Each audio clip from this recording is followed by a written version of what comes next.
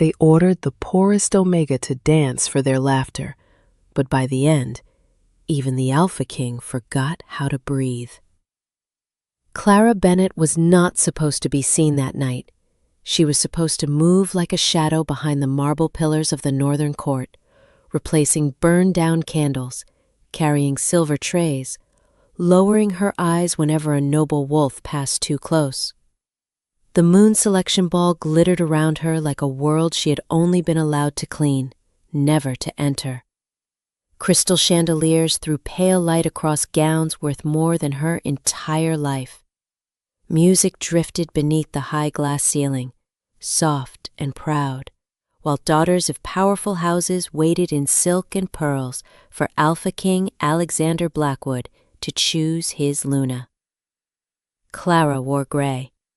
The sleeves of her servant's dress were too short, the hem brushed unevenly against her ankles, and a faint smear of candle wax still clung to her wrist. She kept her head down, because that was how poor Omega survived in rooms full of people who believed kindness was weakness and silence was permission. Then Lady Vanessa Caldwell saw her. Vanessa stood near the center of the ballroom in a white gown stitched with tiny silver moons, beautiful in the way winter could be beautiful, bright and cold enough to burn. Her gaze slid over Clara, and a smile touched her mouth. "There she is," Vanessa said, loud enough for the nearest nobles to turn. "The little servant Omega who thinks no one notices her staring at the dancers." A few people laughed. Clara froze beside a pillar, one hand still wrapped around the stem of an empty crystal glass. "I wasn't staring, my lady," she said softly. "I was only waiting to clear the table." Vanessa tilted her head, pretending not to hear the tremor in Clara's voice. "Don't be shy. The court could use a little amusement before His Majesty arrives," Lord Marcus Vale, seated beside the royal dais, leaned forward with an eager smile. He was the sort of man who laughed hardest when someone weaker was cornered. "An excellent idea," he said. "Let the poor Omega dance. If she wishes to serve royalty, she should learn to entertain it." Clara's heart sank. The room broadened around her, suddenly too bright, too full of eyes. Two attendants stepped aside, leaving a clear path from the shadows to the open dance floor. No one touched her, but the command pressed against her harder than hands could have. She could feel every stare, some amused, some bored, some hungry for embarrassment. Clara wanted to disappear into the stone beneath her feet. She thought of the laundry rooms beneath the east wing, the quiet hallways before sunrise, the small cot where she slept with her mother's old shawl folded under her cheek. She thought of her mother's voice beneath the moonlight, gentle but unbroken. "Never dance for pride, Clara. Dance only when your heart has nowhere else to speak." "Well, Vanessa asked, her smile sharpening. "Do not keep the court waiting." Clara stepped forward. The first sound was not music, but laughter, thin and sparkling like glass about to crack. Clara took one step, then another, each one carrying her farther from the safety of the pillars and deeper into the bright center of the ballroom. The polished floor reflects her gray dress like a pale ghost beneath her feet. She could hear whispers following her from every side. "Poor thing.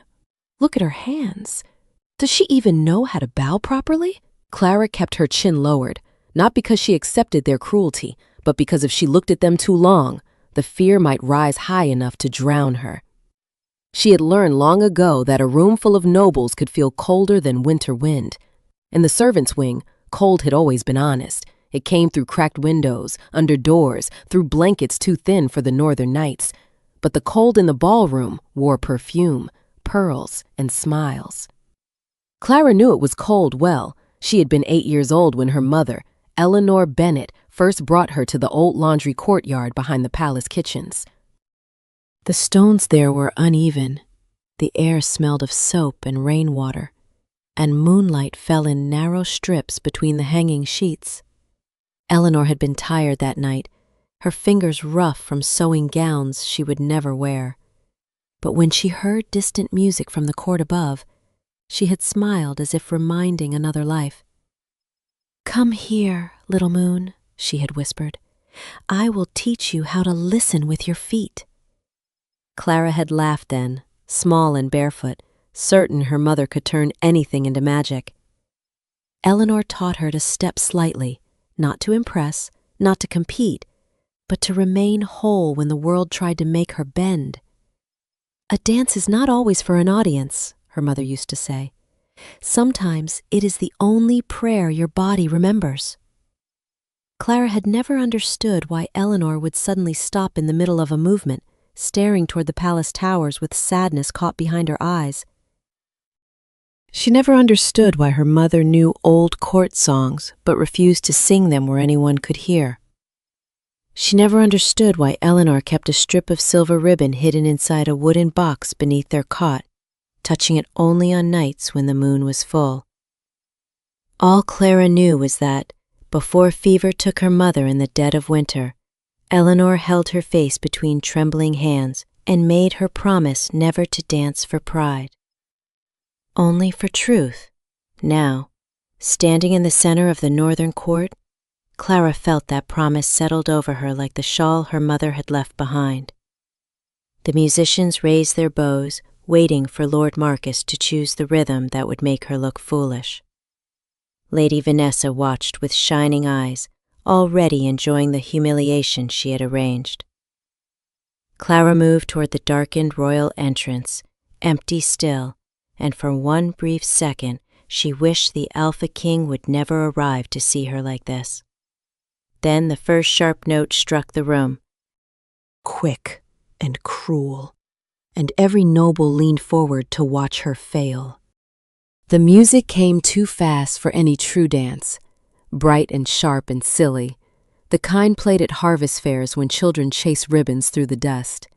It did not belong beneath crystal chandeliers or before the carved throne of the northern court. That was the point. Lord Marcus Vale leaned back in his chair, fingers tapping the armrest as if he had already won some private game. "Come now," he called, his voice smooth enough to sound polite from far away. "Surely the servants do more than carry trays. Show us what the lower halls consider elegance." Laughter scattered across the room, softer this time, waiting to see which way the joke will turn. Clara stood still at the center of it, feeling the first note tremble through the soles of her worn shoes. The dance floor stretched around her, nearly 30 feet of polished black marble veined with silver, and every inch felt like open water beneath thin ice. Lady Vanessa moved closer to the dais, making sure she stood where everyone could admire her gown, her perfect posture, her moon-pale smile. Tonight was supposed to belong to her. Everyone knew it. Her father had spent months reminding the court that the Caldwell bloodline was old, loyal, and strong. She had rehearsed her curtsy until it looked like grace rather than ambition. She had chosen a perfume blended with white roses and winter mint, a scent meant to call to a powerful alpha. By sunrise, she expected the kingdom to whisper her name as the future Luna. But before the king arrived, she wanted contrast. A diamond looked brighter beside a stone. A queen looked taller when another woman was made to kneel. Clara understood that with a sudden, quiet clarity that hurt more than the laughter. She wasn't asked to dance because she mattered. She was being placed beneath Vanessa's feet without ever being touched. Near the west wall, Clara saw 3 young kitchen maids watching from the shadow of a curtain. One of them, little Nora, had both hands pressed to her mouth. Next to her stood Mrs. Hale, the head laundress, her gray brows drawn tight with helpless anger. None of them could interfere in the northern court. A servant who defended another servant simply gave the nobles 2 targets instead of 1. The music skipped into an even quicker rhythm. A nobleman gave an exaggerated clap. Someone near the front asserted, "Perhaps she forgot which foot is which." Clara's cheeks warmed, but she did not move, not yet. Her fingers curled against her skirt, brushing the place where candle wax had dried along the seam. She thought of her mother's hands guiding hers in the laundry courtyard. Slow down, little moon. When they rush you, they are trying to steal your breath. Keep your breath, and you keep yourself. Clara inhaled. Once, twice. The court wanted stumbling. It wanted panic. It wanted a poor Omega spinning herself into shame while silk-covered strangers laughed into their wine. But Clara couldn't give them that, not while the other servants watched. Not while her mother's last lesson still lived somewhere beneath her fear, without looking at Vanessa, without answering Marcus. Clara bent down and removed her worn shoes. A hush rippled outward, small but real. She placed the shoes neatly beside her, stepped barefoot onto the cold marble, and lifted her head for the first time. Clara lifted her head, and for one fragile second, the laughter thinned. Not because the court pitied her. Pity was too generous for that room. It thinned because she no longer looked like someone waiting to be dismissed. The marble was cold beneath her sealing feet. So cold, it sent a small shock up through her ankles. But Clara welcomed it. The cold gave her something real to stand on. The music still rushed ahead, careless and mocking, but she stopped listening to it. She listened instead to her own heartbeat, quiet at first, then steadier, like a hidden drum beneath the winter ground. One breath, one step, one turn. She moved slowly, accepting the cruel rhythm Lord Marcus had chosen. A few nobles laughed again, confused by her stillness, but Clara let the sound pass around her. Her arms rose, not high enough to beg for admiration, only high enough to gather the moonlight falling through the glass ceiling. Her gray skirt followed in a soft circle, plain cloth catching silver at the edges. She remembered the laundry courtyard, her mother counting under her breath while damp sheets swayed like pale banners in the night wind. Not faster, little moon. Truer. Clara stepped back, then turned, her bare heels sliding over the polished floor with careful grace. The movement was simple, almost sorrowful, and that was what changed the room. It did not ask to be praised. It did not try to impress.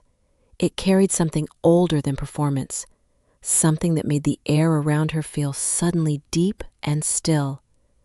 Vanessa's smile tightened. Lord Marcus stopped tapping his fingers. The musicians faltered for half a beat, then softened without being told, their sharp melody losing its ugly edge as if even they had forgotten they were part of the joke. Clara didn't see the shift at first. Her eyes had lowered again, not in shame now, but in memory. She saw her mother kneeling beside a wooden box, pulling out a silver ribbon, running it once through Clara's hair, then taking it back with tears she tried to hide. She saw Eleanor Bennet beneath the moonlight, moving with a sadness too beautiful for a servant's courtyard.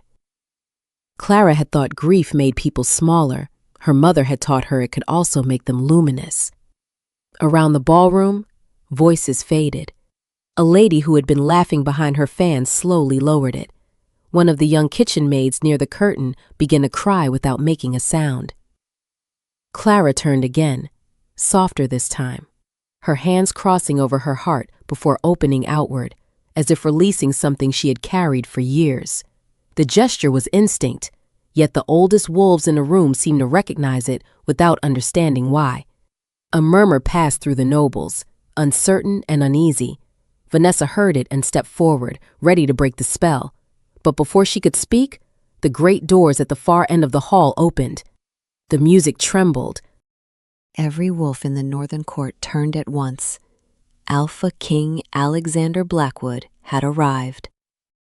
Alpha King Alexander Blackwood entered without announcement, because men like him did not need one. The room knew him before his name could be spoken. Every conversation disappears. Every noble lowers their eyes. Even the chandeliers seem to hold their light more carefully as he crossed the threshold in a long black coat edged with silver thread, his white skin pale beneath the moonlit glass, his dark hair falling neatly to his collar, his expression unreadable. He was not the largest man in the court, but power gathered around him in a way that made size meaningful. It moved with him, quiet and absolute, like a storm choosing not to break. Clara didn't see him at first. Her back was turned toward the doors, her breath caught in a slow rhythm her mother had taught her bare feet carrying her through the next turn. The court dropped into deep bows and curtsies around her, silk whispering against marble. Only Clara remained standing in the center of the ballroom, still moving, still lost inside a dance that no longer belongs to their mockery. A royal guard stepped forward, alarm flashing across his face. "Your Majesty, the servant does not realize." Alexander raised one hand.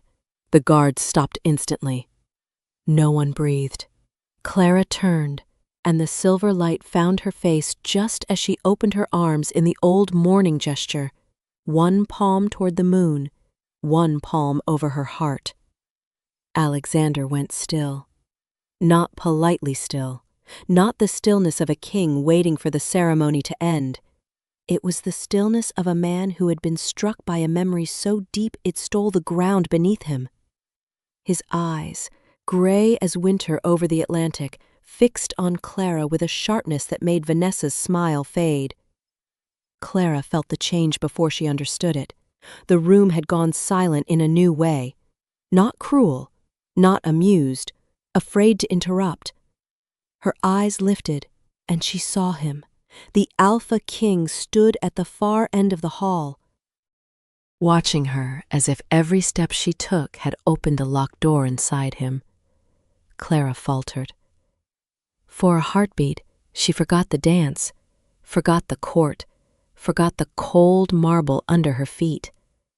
She dipped quickly, too quickly. Panic rushed back into her chest. "Forgive me, Your Majesty," she whispered, though her voice could barely cross the space between them. "I didn't know you had arrived." A few nobles exchanged glances, eager for punishment, eager for the joke to return to its rightful shape. Vanessa recovered first. She swept into a perfect curtsy, her tone bright and practiced. "Your Majesty, we were only offering a little entertainment while the court waited for your presence. The servant girl was kind enough to provide it." Clara's stomach tightened. She kept her head bowed, expecting dismissal, perhaps a command to return below stairs and never be seen again. Instead, Alexander did not look at Vanessa. He didn't look at Marcus. He looked only at Clara, at the faint tremble in her hands, at the old pattern still unfinished beneath her feet.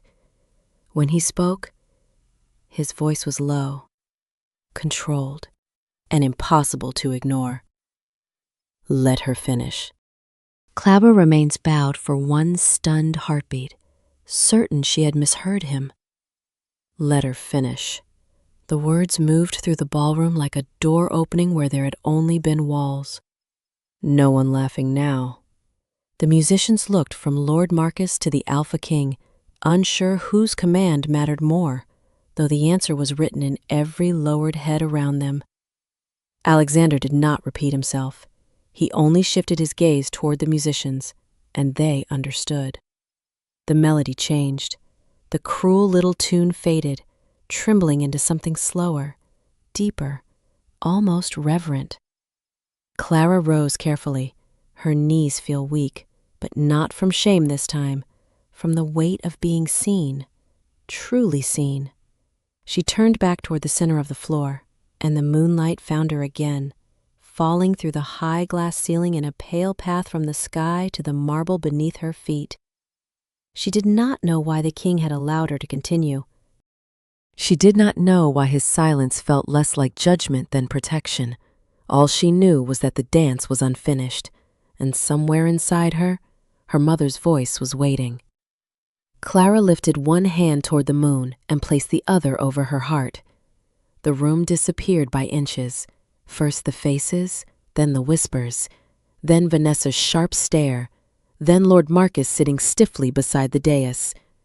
What remains was breath, memory, and the old sorrow Eleanor Bennet had folded into every step.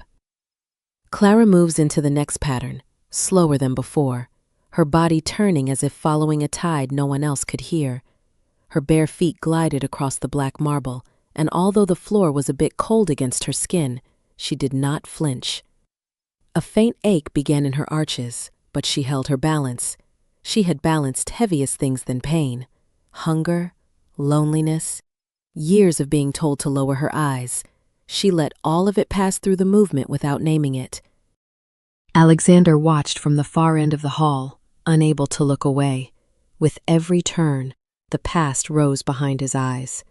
He was 7 years old again, standing behind a curtain in the old East Wing while his mother, Queen Amara, danced alone beneath a winter moon. She had worn no crown that night, no jewels, only a silver ribbon at her wrist and grief in her smile. He remembered asking why she danced when no music was playing. She had knelt before him, touched his cheek, and whispered, "Because one day, my son, you will need to recognize the truth even when it is dressed like nothing." Alexander had not understood then.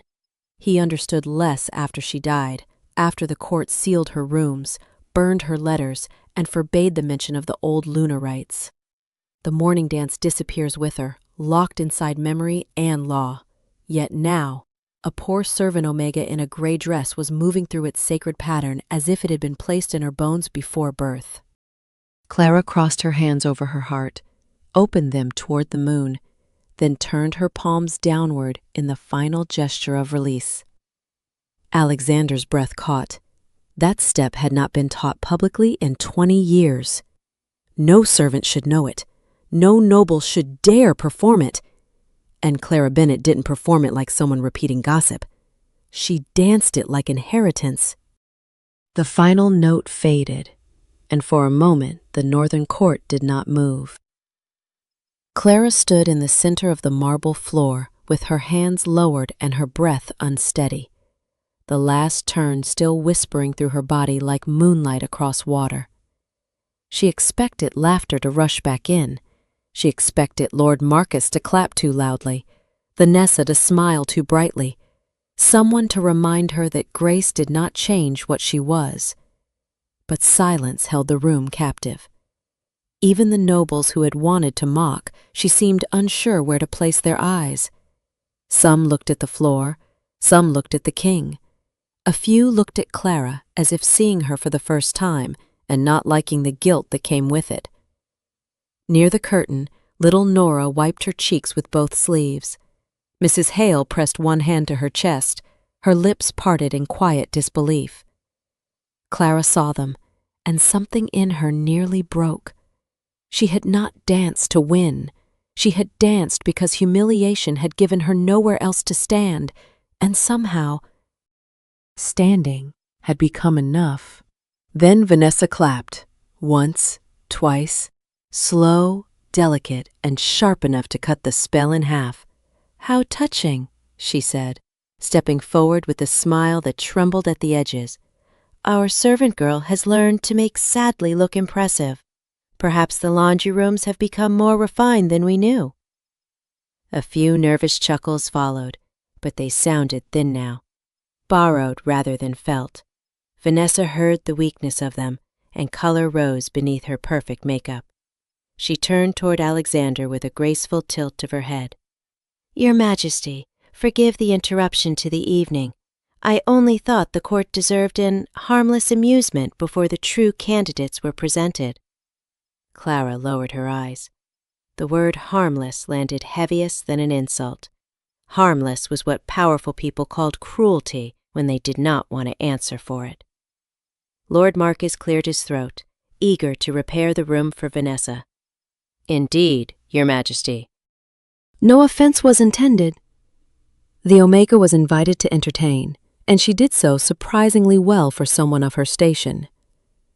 Clara felt the old instinct return, the one that told her to shrink before the attention became dangerous. She bent to pick up her shoes, hoping to slip back toward the pillars, back into the invisible life she understood. But when her fingers reached the worn leather, she noticed a faint red mark across the ball of her foot where the marble had rubbed too cold and too hard. Not much, nothing worthwhile of complaint. Still, she paused. Her mother had once told her that the body remembered every place the world asked it to suffer quietly. Clara pulled her shoes to her chest and straightened, but she did not step away. Across the hall, Alexander had not moved. His face remained controlled, yet something in his eyes had changed beyond concealment. The court waited for him to smile politely and return to the selection. Vanessa waited for him to forget the servant. Marcus waited for permission to laugh again. Instead, the Alpha King took one slow step down from the royal entrance, then another. The sound of his boots against the marble carried through the ballroom, measured and final. Clara's breath caught as the nobles parted without being told. He was walking towards her. Alexander crossed the ballroom without haste, and somehow that made every step feel huge. No one dared speak. The nobles who had been laughing only minutes earlier pulled back as if the air around him had become too cold to share. Clara stood barefoot in the center of the floor, her worn shoes held against her chest, unable to decide whether to bow, apologize, or run. She had seen the Alpha King from a distance before, always on balconies or behind guards, a figure made of rumor and law. Up close, he was more afraid because he was not cruel, in the way she understood cruelty. He didn't smirk, he did not raise his voice. His silence had weight, and when his gray eyes settled on her, Clara felt as though he could see every year she had spent trying not to take up space. Alexander stopped before her. For one suspended moment, he looked down at her bare feet, at the faint marks the cold marble had left behind, at the shoes clutched in her trembling hands. His expression did not change. But something in the room did. The court felt it. Vanessa felt it. Clara felt it most of all. Slowly, Alexander removed the black royal coat from his shoulders. A quiet gasp moved through the nobles as silver thread caught the light. Before Clara could step back, he placed the coat around her shoulders with careful hands, shielding the thin gray fabric of her servant dress from the watching court. It was warm from him, heavy with the clean scent of cedar, winter air, and rain on stone. Clara stared at the floor, her throat tight. No one had covered her shame before. They had only pointed at it. "Your Majesty," Vanessa said quickly, her voice bright but strained. "Surely there is no need for such ceremony. She is only a servant." Alexander did not turn right away. He adjusted the coat so it wouldn't slip from Clara's shoulders, then looked at Vanessa with a calm so completely drained the color from her face. "Only," he repeated. The single word made the entire court still. Lord Marcus rose halfway from his chair. "Your Majesty, Lady Vanessa meant no disrespect. The girl was treated according to her station." Alexander finally faced him. "Then perhaps the station of this court has fallen lower than hers." The words landed softly, but their meaning spread like frost across glass. Marcus sat back down. Vanessa's lips parted, yet no answer came. Alexander looked over the ballroom, at the jeweled daughters waiting to be chosen, at the lords who had laughed because it cost them nothing, at the servants hidden behind curtains who had forgotten how to breathe. "This court asked her to dance as a joke," he said, "but she gave you the only honest thing this room has seen tonight." Clara's fingers tightened around her shoes. She wanted to believe she had misunderstood, because praise from a king felt more impossible than mockery. Alexander turned back to her, and his voice lowered until it seemed meant for her alone, though every wolf in the hall heard it. "What is your name?" Clara swallowed. "Clara Bennett, Your Majesty." His gaze sharpened. "And who taught you that dance?" "Clara Bennett." Her heart gave one painful, uncertain beat. "My mother," she whispered. "Eleanor Bennett."